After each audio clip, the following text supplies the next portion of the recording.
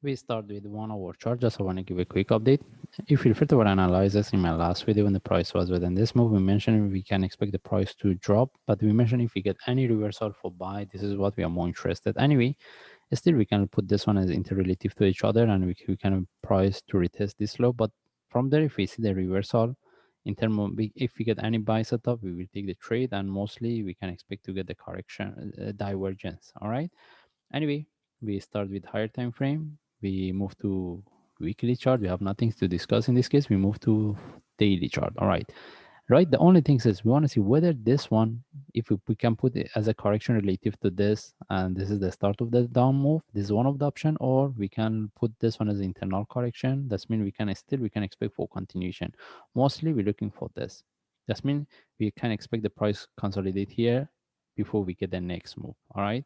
Anyway, we move to lower time frame and we move to daily chart. All right. The only things we need to see how we can look at this, because when the price was within this move, we will keep mentioning we can put these two relative to each other as a flat for one move up. And as we can see, the price, it couldn't almost break the previous top. All right. Now the question is whether because if we put this one in relative to this, if we put refer to the indicators, we don't have the divergence.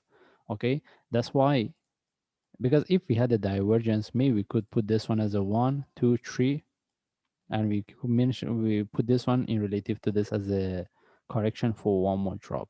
All right, this is one of the options we could look for, but since we don't have a divergence, I think the best thing is we go with the second option. That means for the second option, we can consider this one as a 1, 2, 3 as a first wave. This one is an internal flat for one move up. That means similar to what I explained based on daily chart, we could put this one 1, 2, 3. That's why if we get any reversal point from here, we will take the trade. That's mean if we want to look, if we get any reversal, we can look for buy. The only times we can look for sell if we get the deeper correction here. If we get the deeper correction, for sure we can look for sell. But right now we don't have any information whether from here either we should look for the reversal, as like we put this one as a flat for one move up, at least with the breakout of this top, or if we should look for the down move. It depends what we get here. Mostly we're looking for the up move. That's why if we mention if we get any reversal, we will be more interested to look for buy. That's why if we go move to 1 hour chart, from now if we get any reversal with the sharp move flag, we will take the trade. But what we're looking for, if we look get the reversal, we're looking for the sharp move.